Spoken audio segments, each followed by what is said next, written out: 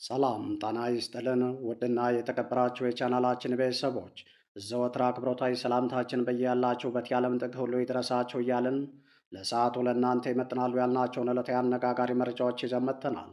ውድና የተከበራችሁ የቻናላችን ቤተሰቦች ዛሬም እንደወትሮው ቻናላችንን ላይክ፣ ሸር፣ ሰብስክራይብ እና ኮሜንት በማድረግ የከበረ ድጋፋችሁን ታሳዩን ዘንድ በአክብሮት እየጠየቅን በቀጥታ ወደ ዝርዝር መረጃችን አመራን።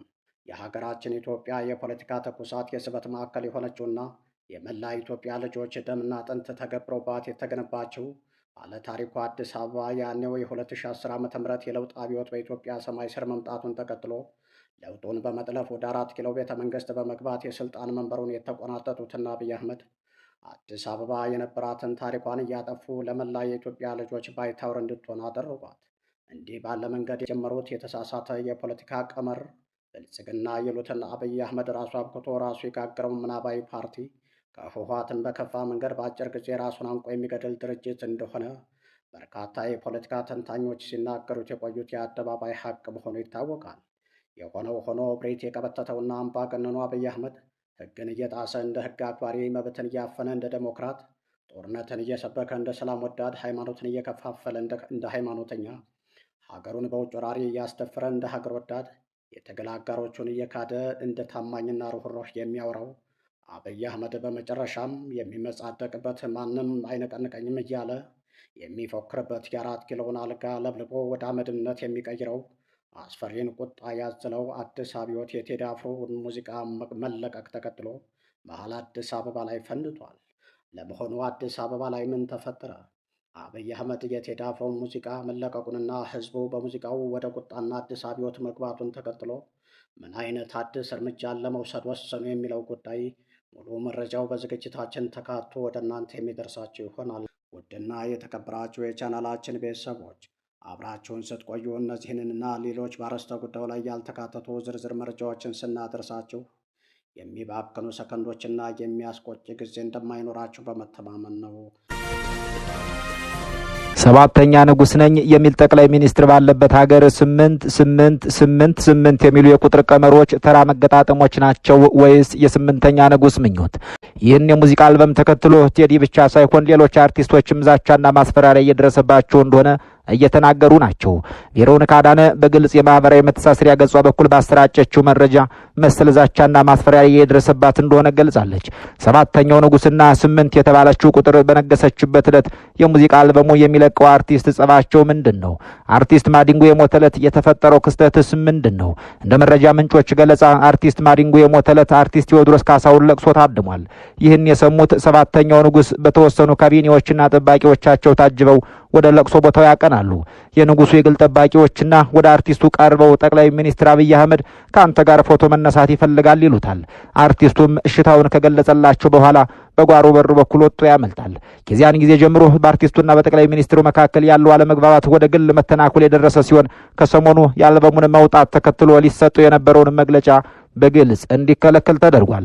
ሙዚቃው ይለቀቅበታል የተባለው ሰዋሰው መልቲሚዲያም ከአልበሙ 3 የሚያክሉ ትራኮችን ካላስወገድክ በሚል ውላቸው እንዲቋረጥ ተደርጓል።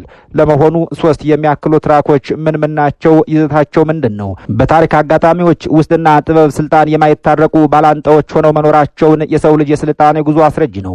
በተለይም እንደ ኢትዮጵያ ባሉ የፖለቲካ ማዕበል በማያርፍባቸው ሀገራት ውስጥ ጥበብ ተራ መዝናኛ መሳሪያ መሆኑ ቀርቶ የህዝብ ብሶት መተንፈሻ፣ የነጻነት መዝሙርና የአምባገነኖች መረገጫ ሆኖ ሲያገለግል ኖሯል። ጥበብ መንግስታትን እንደ ትኩሳት የምታረደው በጦር መሳሪያ ሳይሆን በቃላት ኃይልና በዜማ ቅኝት በመሆኑ ገዢዎች ከታጠቀ ተቃዋሚ ይልቅ አንደበቱ የረቀቀን የህዝብ ልብ የገነባን ከያኔ አብዝተው ይፈሩታል። በዚህ ረገድ አንዳንዶች ጥበብን መነገጃ አድርገው ከመንግስት ክንድ ስር ተለጥፈውና የባለስልጣናትን ዝና በማጎንበስ እያሞገሱ የቅንጦት ህይወት መኖርን እንደ ብልህነት ሲቆጥሩት፣ ሌሎች ጥቂት ቆራጥ የጥበብ ሰዎች ግን እስከ ሞትና እስራት ድረስ በመሄድ ለህዝባቸው ድምጽ ለመሆን ራሳቸውን መስዋዕት ያደርጋሉ። በዚህ አስቸጋሪና በጠባብ ጎዳና ላይ የሚጓዘው የታሪካችን ምልክት ከያንያኖች ደግሞ ቴዎድሮስ ካሳሁን ወይም በብዙሃን ዘንድ ቴዲ አፍሮ በመባል የሚታወቁ የጥበብ አርበኛ ቀዳሚው ነው።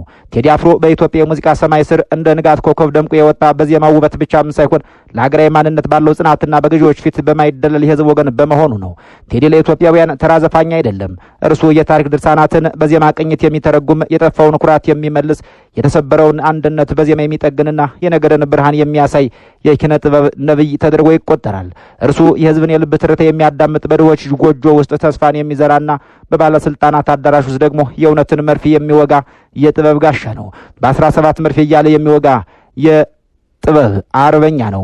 ቴዲ አፍሮን ከሌሎች አርቲስቶች የሚለየው ትልቁ ሚስጥር ቢኖር ከጥበብ ስራው በስተጀርባ ያለው የጸና ህሊናና አርቆ ሀሳቢነቱ ነው። በተለይም ባለፉት ዓመታት ሀገሪቱ በሰሜኑ ጦርነት ደም ስትቃባና የጥላቻ ማዕበል ሀገሪቱን ሲያጥለቀልቃት የታየው የአርቲስቱ አቋም ዛሬ ላይ የእሱን በሞራል የበላይነት ማማ ላይ እንዲሰቅል አድርጎታል። ያኔ ጦርነቱ በተለኮሰበት ወቅት ጳጳሱና ሸክሩ ሳይቀሩ አንጋፋውም ሆነ ጀማሪው አርቲስት ጦርነቱ የህልውና ዘመቻ ነው በሚል መፈክር እያወቁም ሆነ ሳያውቁ ከፊት ሆነው ሲዋጉና ሲያዋጉ መንግስትን ሲያግዙ ነበር። ቴዲ አፍሮ ግን የጥፋቱን መጠንና የፖለቲካውን ሴራ ቀድሞ በማወቁ እንደ ጲላጦስ እጁን ከደሙ ንጹህ አድርጎ ከርሟል። ቴዲ ያኔ የነበረው ጫናና በገዢው ፓርቲ የቀረበለት የቅስቀሳ ጥያቄ እጅግ ከባድ ቢሆንም ወንድም በወንድሙ ላይ እጅ እያነሳም በሚል ጽኑ አቋሙ የጥበብ ዳ ሳይኖርበት ለዛሬው ቀን ለመብቃት የቻለ አርቲስት ነው። በዚያ ዘመን በተለይም በ1990ዎቹ የሰራውን አልበም ተከትሎ ይቃወሙት የነበሩ የሰሜን ጫፍ አክቲቪስቶች ጭምር ከሰሞኑ ድጋፋቸውን እየገለጹለት ናቸው። መንግስትን ጨምሮ ብዙዎች ያኔ ቴዲን ለሀገር ህልውና አልቆመም በማለት ቢተቹትም ዛሬ ግን ያ ጦርነት ያስከተለውን እልቂትና ውድመት ሲመለከቱ ቴዲ አፍሮ የጥበብ ነቢይ መሆኑን ሊመጣ የሚችለው ችግር ቀድሞ በመገመትና በማስተዋል በንጹሃን ደም እጁን አላቆሸሸም በሚል ይገልጹታል። ይሁን እንጂ ይህ ጽናቱ በመንግስት ዘንድ ጥርስ እንዲነከስበት ማድረጉ አልቀርም። ዛሬም ድረስ በቴዲ ላይ የሚሰነዘሩ እገዳዎችና ጫናዎች ምንጫቸው ያኔ አልዘምትም፣ አልከትም፣ አልመክትም በማለቱ ሳይሆን እንደማይቀር የሚገመት ነው። ቴዲ ከሰሞኑ ለአንዳንዶች እንደ መርዶ ለሌሎች ደግሞ እንደ ስጦታ የሚቆጠር አዲስ ስራውን ይዞ ብቅ በማለቱ አንዳንድ የስርዓቱ አጎብዳጆች ከወዲሁ ለመተቸት ሲጋጋጡ ይታያሉ። በተለይም በ1997 ዓ.ም ሀገሪቱ በታላቅ የምርጫ ትኩሳት ውስጥ በነበረችበት በዚያ ወቅት ያስተሰርያል በሚለው አልበሙ የህዝቡን የለውጥ ናፍቆትና የዲሞክራሲ ጥማት ቁልጭ አድርጎ በመግለጹ በጊዜው በነበረው መንግስት ከፍተኛ እንግልትና እስራት ጭምር ደርሶበታል። ያኔ ጥበብን በእስር ቤት ግንብ ውስጥ ለመቆለፍ ቢሞከርም የህዝቡ ርብርብ ለአርቲስቱ የነበረው ጽኑ ፍቅር ግን የብረት በሮችን ሰባብሮ ቴዲን የህዝብ ንጉሥ አድርጎ አውጥቶታል።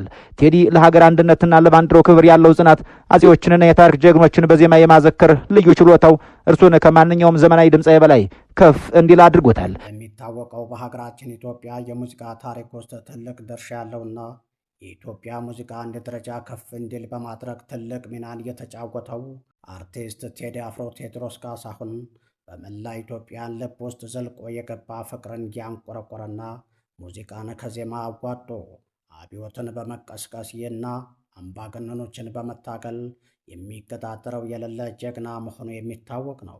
የሆነው ሆኖ በትናንትናው ዕለት ያለቀቀውን የቴዎድሮስ ካሳሁን ቴዲ አፍሮ አዲስ አልበም ተከትሎ በመላ ኢትዮጵያን ህዝቡ በብልጽግና ላይ ቆርጦ ለትግል መነሳቱን ተከትሎ አብይ አህመድ በዛሬው ዕለት የጥፋት እጆቹን ወደ ቴዎድሮስ ካሳሁን ቴዲ አፍሮ ላይ መሰንዘሩ ተሰምቷል።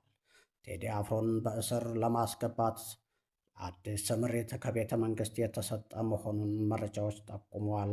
ውድና የተከበራችሁ የቻናላችን ቤተሰቦች ለሰዓቱ ዝግጅታችንን በዚሁ ቋጨን። መልካም